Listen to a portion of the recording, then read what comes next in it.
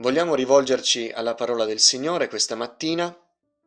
Questa mattina leggeremo nel libro del profeta Isaia, un brano che conosciamo bene, quanti sono familiari con la parola del Signore, è il capitolo 53. Isaia, capitolo 53.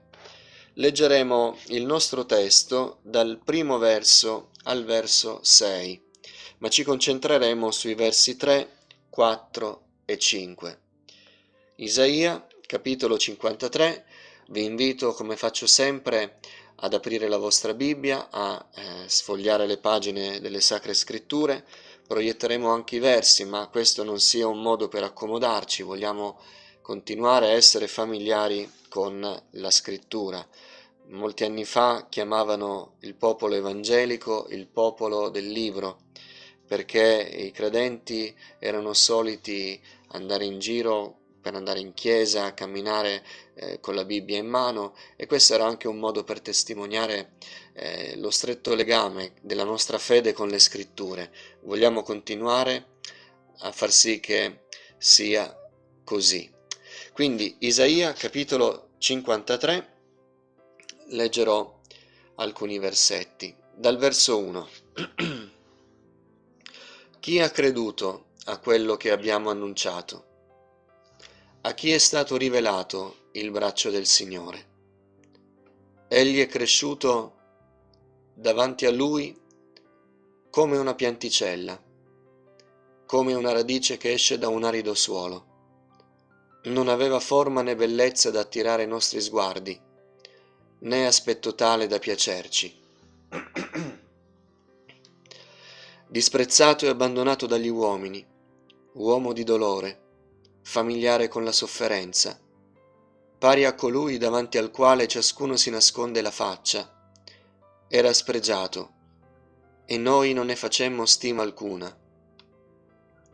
Tuttavia erano le nostre malattie che egli portava, erano i nostri dolori quelli di cui si era caricato. Ma noi lo ritenevamo colpito, percosso da Dio e umiliato. Egli è stato trafitto a causa delle nostre trasgressioni, stroncato a causa delle nostre iniquità. Il castigo per cui abbiamo pace è caduto su di lui, e mediante le sue lividure noi siamo stati guariti. Noi tutti eravamo smarriti come pecore, ognuno di noi seguiva la propria via, ma il Signore ha fatto ricadere su di lui l'iniquità di noi tutti. Ecco, questa è la lettura di questo brano del libro di Isaia.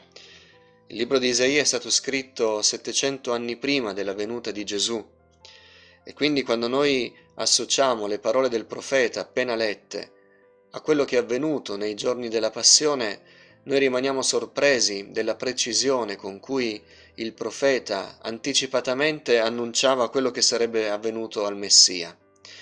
Altra dimostrazione dell'ispirazione delle Sacre Scritture, del fatto che il Signore, l'Onnipresente, l'Onnipotente, l'Onnisciente, aveva anticipato prima dei tempi, prima della storia, quello che sarebbe avvenuto perché si adempisse il piano di salvezza. Ora, in questi giorni in cui tutti parlano di Gesù, tutti si ricordano della resurrezione, noi vogliamo parlare di una dottrina che però ha una applicazione. Molti pensano che parlare di dottrina sia parlare di qualcosa di slegato dalla realtà, di qualcosa che non abbia alcuna praticità, nessun collegamento con la nostra vita quotidiana. Vedremo invece questa mattina che non è affatto così. Del resto la parola dottrina non significa altro che insegnamento, e tutto quello che ci viene insegnato perché noi possiamo poi metterlo in pratica, applicarlo per il beneficio della nostra vita. Quindi quando parliamo di dottrina stiamo semplicemente dicendo ciò che è stato insegnato per noi. Questo che abbiamo letto di Isaia è un brano tra i tanti che ci parla della dottrina della sostituzione. Noi parleremo proprio di questo, della dottrina di sostituzione. La dottrina della sostituzione molto semplicemente dice questo, che Cristo si è sostituito a noi. Per renderci giusti davanti a Lui, Dio ha imputato a Cristo i peccati di tutti quelli che credono in Lui. Potenzialmente Cristo è morto per i peccati di tutti gli uomini, ma l'effetto, la realtà di questo perdono si ha per quanti accettano il sacrificio di Cristo come sacrificio per loro. Quindi per tutti quelli che credono in Cristo avviene la sostituzione, cioè Dio imputa i miei peccati, se ho creduto in Gesù, li imputa a Cristo sulla croce 2000 anni fa. E quindi l'atto di salire sulla croce e morire di Gesù diventa la sostituzione del mio giudizio. Cristo si prende i miei peccati. Lo dice esattamente l'Apostolo Paolo nella seconda epistola ai Corinzi. Dice al capitolo 5: colui che non ha conosciuto peccato, egli, Dio, lo ha fatto diventare peccato per noi, affinché noi diventassimo giustizia di Dio in lui. Questa è la dottrina della sostituzione. Cristo si è sostituito a noi. Egli ha preso su di sé la nostra condanna, i nostri peccati, i nostri dolori, le conseguenze dei nostri peccati, le nostre sofferenze. Addirittura Isaia dice che Egli ha portato le nostre malattie. Questa è la dottrina della sostituzione. Gesù si è sostituito a noi nella sorte di giudizio che era segnata per i peccatori, per me che sono peccatore e per tutti quelli che ascoltano che sono peccatori. Tutti quelli che hanno creduto in Cristo scoprono che Cristo si è sostituito a loro per prendere su di sé la nostra condanna. Questa è la dottrina. Quindi molto chiara, molto semplice, è teologia se volete, è l'insegnamento biblico. Qualcuno potrebbe spaventarsi mentre uso questi termini, ma vedete che è molto semplice. Se c'è qualcuno che sta ascoltando, il messaggio che dà questa dottrina della sostituzione è questo, che Gesù si è sostituito 2000 anni fa a me e a te. Noi che eravamo peccatori dovevamo subire la condanna del peccato, perché la parola del Signore dice che il salario del peccato è la morte. Quindi la morte era il capitolo finale, la strada verso la quale stavamo andando, la direzione, la destinazione di tutti quelli che sono peccatori. Quindi anche io e anche tu che stai ascoltando. Ma Cristo 2000 anni fa si è introdotto nella storia umana e si è inserito nella mia storia se credo in Lui e nella tua storia se credi in Lui, e Lui si è sostituito a me e a te nella condanna, salendo sulla croce al posto mio e al posto tuo, perché noi possiamo ricevere il perdono dei peccati. Questa è la dottrina. Ora, non stiamo parlando però soltanto di una dottrina. La sostituzione è una realtà. Adesso dobbiamo fare uno sforzo ulteriore e parlare della realtà della sostituzione, perché Cristo si è realmente sostituito a noi. In questo giorno in cui tutti celebrano la resurrezione di Cristo, noi possiamo dire con certezza nel cuore, quelli che hanno creduto in Cristo lo possono dire, che lo scopo di Dio, cioè trovare un agnello innocente, un sostituto perfetto perché noi potessimo raggiungere il perdono dei peccati e quindi la pace con Dio, lo scopo di Dio è stato raggiunto. La resurrezione del terzo giorno, la grande vittoria sulla morte è la dimostrazione che la sostituzione di Gesù è stata accettata, è valida. La tomba è vuota, Cristo è vivente, Cristo è risorto, a dimostrazione che quello che Lui ha fatto sulla croce è reale. Lui si è davvero sostituito a noi. Questa sostituzione è vera e lo possiamo vedere in due aspetti. Il primo, questa sostituzione è visibile in Cristo che muore sulla croce. Quindi noi possiamo dire che è reale quando guardiamo a Cristo. E veramente il Signore è stato disprezzato, sfigurato, abbandonato, contato tra i criminali, tra i peggiori peccatori. Isaia lo riporta nel suo brano profetico: disprezzato, abbandonato dagli uomini, uomo di dolore, familiare con la sofferenza. Questo è avvenuto davvero. Ora tutti quelli che sono scettici per tutto l'anno, in questi giorni, parlano proprio di questo, lo danno come un dato assodato. Ecco che tutti, nel parlare in questo modo, dicono che la sostituzione è una realtà. Cristo si è realmente sostituito a noi. Lui ha reso visibile questa sostituzione pagando il prezzo dei nostri peccati, essendo flagellato, crocifisso, colpito, battuto, disprezzato. In ogni modo è stato visibile che uno si è sostituito a noi nel prezzo della nostra condanna. Ora, il fatto che sia una realtà, la sostituzione, non dice soltanto che è stato visibile quello che hanno fatto a Gesù, ma quando Gesù si è sostituito a noi, ha reso visibile ai nostri occhi, mentre leggiamo il Vangelo, qual era la nostra condizione, qual era la nostra condanna, a che cosa noi eravamo destinati se Lui non fosse venuto a sostituirsi a noi. Perché ciò che era visibile in Cristo, in realtà non era di Cristo, ma era nostro.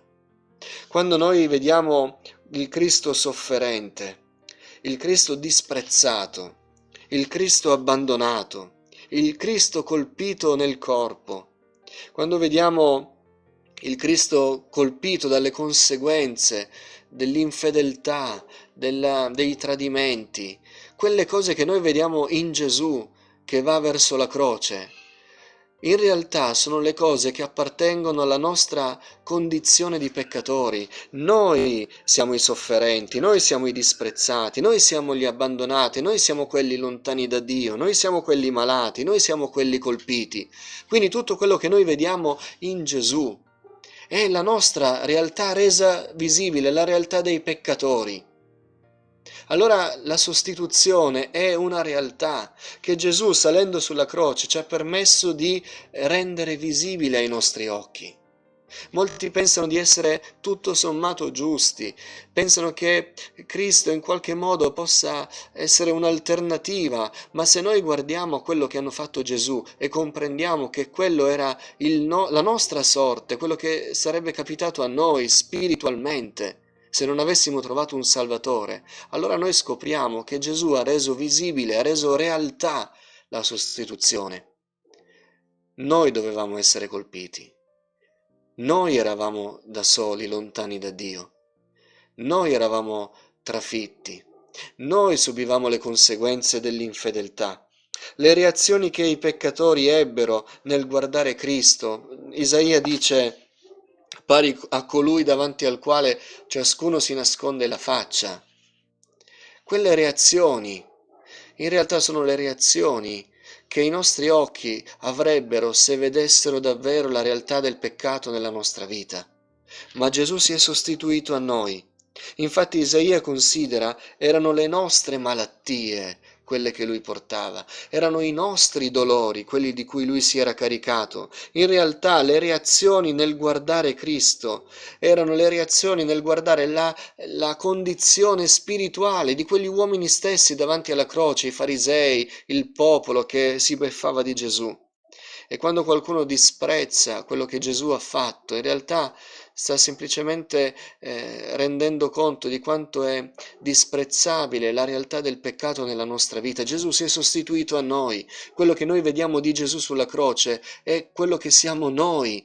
E il pagamento di quel prezzo per il perdono dei peccati è il prezzo che noi dovevamo pagare, che non avremmo mai potuto pagare. E sia benedetto il nome del Signore, che ha provveduto un glorioso Salvatore per ognuno di noi. Quindi la dottrina della sostituzione è una realtà. La realtà della sostituzione, quando Cristo è salito sulla croce, è diventata finalmente visibile ai nostri occhi e noi abbiamo saputo, leggendo i Vangeli, leggendo quello che il Signore ha fatto sulla croce per noi, quello che avrebbe dovuto capitare all'anima nostra, ma sia benedetto il Signore che ha preso il nostro posto. Ora noi gustiamo gli effetti della sostituzione. L'opera di Cristo che si è sostituito a noi toglie in chi crede in Lui ogni dolore interiore. Gesù si è preso i nostri dolori perché noi potessimo vivere senza quei dolori. Il Salmo 30 dice: Tu hai mutato il mio dolore in danza, hai sciolto il mio cilicio e mi hai rivestito di gioia, perché io possa salmeggiare a te senza mai tacere. O Signore, Dio mio, io ti celebrerò per sempre. Il Signore si è preso il nostro dolore interiore. Quanti vivono con un malessere interiore, poeti, correnti letterarie, filosofi, hanno scritto libri su libri, opere su opere, nel rendere noto che esiste nel cuore dell'uomo un malessere interiore, ma Gesù si è sostituito a noi, ha preso quel dolore, se l'è caricato su di sé per lasciare a noi la sua gioia e la sua pace. Ancora dice il profeta Isaia: Gesù è venuto per dare agli afflitti di Sion un diadema invece di cenere, olio di gioia invece di dolore, il mantello di lode invece di uno spirito abbattuto, affinché siamo chiamati querce di giustizia, la piantagione del Signore per mostrare la sua gloria. Sì, il Signore ha sostituito ogni dolore interiore con la sua pace. Questi sono gli effetti della sostituzione. Il Signore si è caricato del dolore perché noi potessimo avere la gioia. Il Signore si è caricato di ogni nostra bruttura spirituale perché noi potessimo diventare figli di Dio. L'Apostolo Paolo, che prima di conoscere il Signore è stato uno tra i peggiori nemici del Vangelo, dice: Io ringrazio colui che mi ha reso forte, Gesù Cristo, nostro Signore, per avermi stimato degno della sua fiducia, ponendo al suo servizio me, che prima ero un bestemmiatore, ero un persecutore, ero un violento, ma misericordia mi è stata usata perché agivo per ignoranza nella mia incredulità. Ecco, la nostra bruttura spirituale, quello che noi eravamo per effetto del peccato, ribelli, violenti, insensibili all'opera del Signore, senza amore per Dio, senza amore per le cose di Dio. Tutte queste cose il Signore le ha prese su di sé, ciò che ci rendeva nemici del Signore, figli d'ira. Cristo li ha prese su di sé, diventando peccato agli occhi di Dio. E togliendo la bruttura spirituale, Egli ci ha dato il perdono dei peccati perché noi potessimo diventare figli di Dio. Ogni senso di separazione, ogni senso di incomprensione delle cose del Signore, Cristo l'ha preso su di sé. Lui è la nostra pace, dice Paolo agli Efesini, lui che dei due popoli ne ha fatto uno solo e ha abbattuto il muro di separazione, abolendo nel suo corpo terreno, quindi attraverso la croce, la causa dell'inimicizia, ogni inimicizia tra noi e Dio, ogni inimicizia anche tra gli uomini, ogni senso di separazione, di rivalità, di lontananza, cuore a cuore, Cristo li ha presi su di sé, si è separato, lui che era in perfetta comunione eterna col Padre, si è separato dal Padre in quel momento salendo sulla croce, si è sostituito a noi, perché ogni motivo di incomprensione, di inimicizia, di separazione fosse preso da Lui e Lui si è sostituito a noi perché noi potessimo vivere una vita finalmente di comunione con Dio. una vita di comunione con la Chiesa, di comunione con gli uomini, dove le separazioni vengono abbattute e noi possiamo entrare in libertà alla presenza del Signore ed essere uniti a Dio. Cristo si è sostituito a noi e noi gustiamo gli effetti perché Lui toglie ogni separazione e ogni incomprensione. Ma ancora dice Isaia, Lui ha portato su di sé le nostre malattie, egli è stato trafitto a causa delle nostre trasgressioni e mediante le sue lividure noi siamo stati guariti. Cristo si è sostituito a noi anche per darci la guarigione divina. Matteo lo ricorda mentre scrive e ricorda quello che Gesù faceva quando era con loro, con i discepoli. Matteo scrive, venuta la sera, il capitolo 8, gli presentarono molti indemoniati ed egli con la parola scacciò gli spiriti, guarì tutti i malati affinché si adempisse quello che fu detto per bocca del profeta Isaia.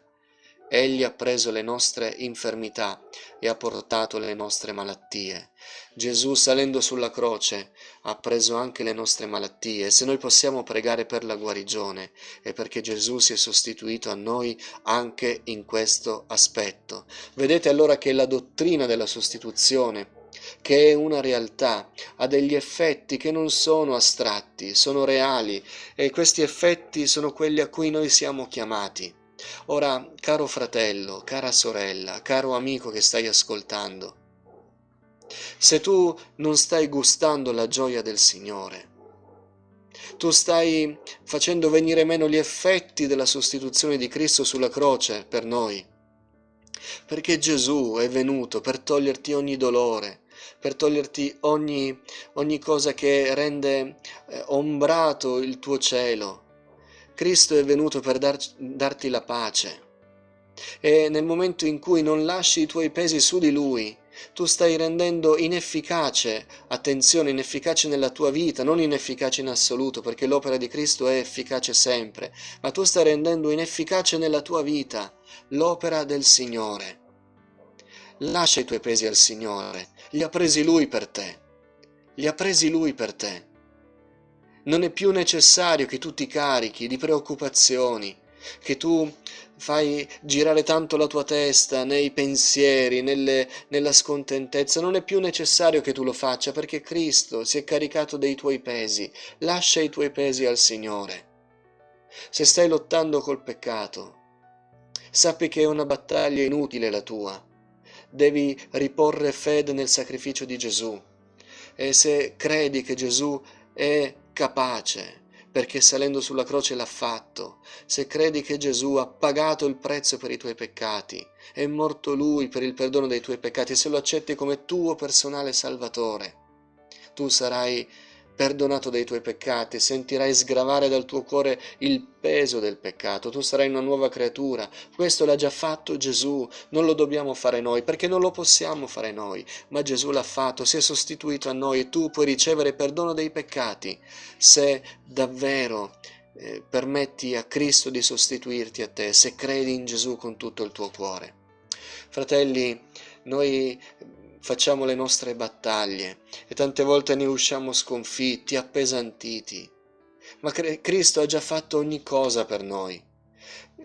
Paolo dice ai Romani che Dio, colui che non ha risparmiato il suo unico figlio ma lo ha dato per tutti noi, non ci donerà con lui tutte le altre cose? Ora noi vogliamo lasciare i nostri pesi davanti al Signore. Se c'è scontentezza, se c'è se siamo demoralizzati in qualche modo, se non vediamo prospettive di pace, prospettive di speranza, forse stiamo rendendo inefficace l'opera di Cristo. Cristo si è sostituito a tutte queste cose, le ha prese su di sé per darci le sue promesse, per darci la sua pace, per darci la sua gioia. E noi non vogliamo rendere inefficace l'opera di Cristo. Tante volte ci carichiamo di pensieri che non devono appartenere a quelli che hanno ricevuto Gesù. Abbiamo la salvezza, abbiamo Cristo tutti i giorni per noi, abbiamo la comunione dello Spirito Santo, abbiamo la speranza della vita eterna. Che cosa può impedirci di rallegrarci nel Signore? Che cosa può impedirci di andare al Signore ringraziandolo? Cristo si è sostituito a noi, non rendiamo inefficace l'opera del Signore. Cristo ha già fatto tutto per noi. Quello che dobbiamo fare noi è semplicemente dire: Signore, voglio gustare gli effetti della tua sostituzione al posto mio. Voglio ricevere la tua pace, tu che ti sei preso le mie afflizioni. Voglio ricevere la tua gioia, tu che ti sei preso il mio dolore. Voglio credere che posso salire al Padre e Lui ascolterà le mie richieste, perché tu, Signore, ti sei separato da Lui per essere peccato al posto mio. Sì, voglio ricevere tutto quello che per mezzo della sostituzione di Cristo il Signore ha preparato per me. Fratelli, la dottrina della sostituzione diventi una realtà, che possiamo gustarne gli effetti, che la nostra vita cambi radicalmente, perché Cristo ha compiuto ogni cosa per noi. Sia questo il sentimento, sia questo il motivo che ci anima in questo giorno. Cristo è vivente e poiché è vivente noi sappiamo che quello che Lui ha fatto per noi risulterà efficace per l'anima nostra. Il Signore ci benedica.